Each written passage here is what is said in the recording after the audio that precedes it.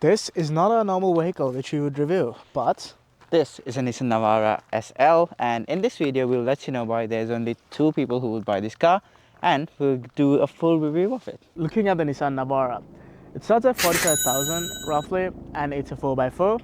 And for that price you get a diesel twin turbo 4-cylinder engine which produces 188 horsepower and 450 Newton meters of torque, which you can drive either by just the rear wheels or you can use it as a 4x4.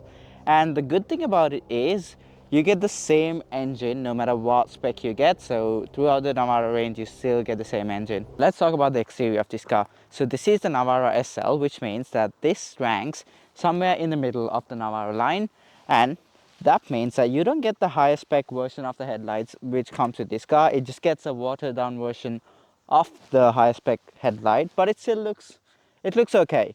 But I do have to mention that the front end is designed absolutely beautifully, especially the front bumper. It looks aggressive, it looks mean, and that basically helps the car look so much better. So if you do get the SL version of the Navara, you get a tray at the back, and that means this car can be used for 2 main purposes: 1, off-roading, and 2, as a parts or a proper use for work purposes. Now the tray looks like every other tray out there, so if it didn't have the word Nissan here, we wouldn't even know what brand this car is. And the good news is you get a tow bar and a tow ball included, which can tow up to 3.5 tons. So Gavin's mom can be towed by this car, and you get a payload of 1 ton. So overall, for work purposes, this is the ute to get. Now let's talk about the interior. Looking at the Navara 23 version, it looks pretty dated, like it's a vehicle designed from 2012. But then we have the entertainment system, which has a touchscreen, and it also has Apple CarPlay and Android Auto. Now, looking at the cup holders, one bad thing about this is that you don't have the center cup holder. It doesn't fit, but it does fit in on the door. And also, there is storage space over here, so you can store your phone or your wallet. The good thing and the bad thing about the Navara is all of this is scratchy plastic. The good thing is if you buy this car, you're probably going to use it for off-roading or as a parts or a work ute, which means that all of it is going to get dirty anyway. So if you get plastic, you don't have to put in a lot of effort into cleaning it.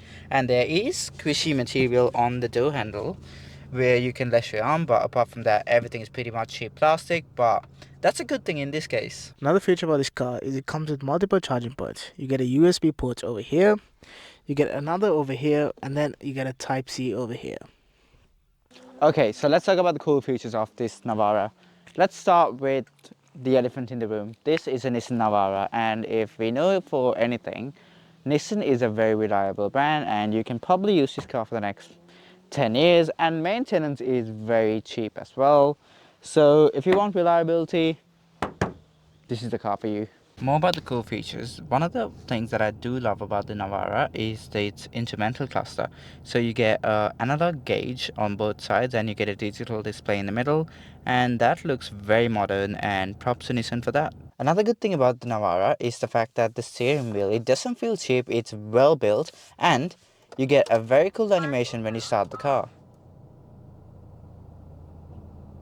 And here in the interior you get to select between 2-wheel drive, 4-wheel drive and 4-wheel low. And you also get a lock-in diff and descent control, which are amazing features for this vehicle. Now let's talk about the annoying features of this car.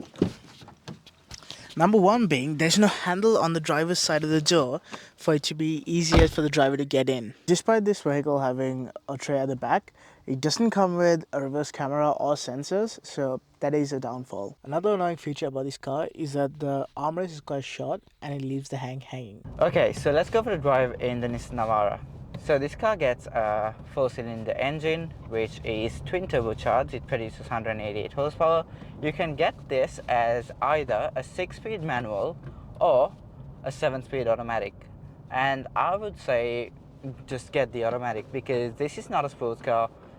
Even though the manual is a bit cheaper, the automatic would be so much easier to drive, and given that this car would mainly be used for working or off-roading. If you are off-roading, get the manual gearbox, but the automatic is just fine because you do get a gear selector here and you can choose between the different gears while you're driving. And the suspension. The suspension is very soft, so the ride in here is quite comfortable, and the cabin noise is very low. We've tested multiple cars, but this has got to be the quietest. So overall driving, it's pretty good. I actually enjoy it, even though it's not a sports car, but does that mean I will get one? Wait till the end to find out. Okay, so the final thoughts of the Nissan Navara SL. So honestly, there's no reason for me to buy this vehicle because I'm not into off-roading or I'm not a tradie.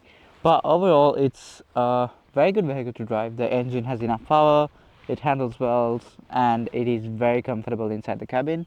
What about you, Gavin? Well, just like Dinuk said, for me also there is no reason for me to buy it, but I do like the fact of it having four-wheel drive, which is a plus for me. And well, if you are not a tradie or a person who would use this for off-roading, I wouldn't see the point as to why you would especially buy this vehicle. Yeah, so, and another tip is if you are off-roading, get this car because you'll be able to easily swap out the tray, and the chances that you do put in a custom tray at the back is, well, basically high if you are a serious off-roader. So Yep. get this because it's cheaper than the higher spec Navaras, and just replace the tray. Yeah, and you can always put in a camper in the back as well. And yeah, subscribe.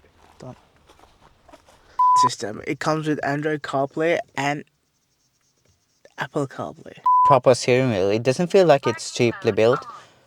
Fuck off. Now looking at the, I told that already.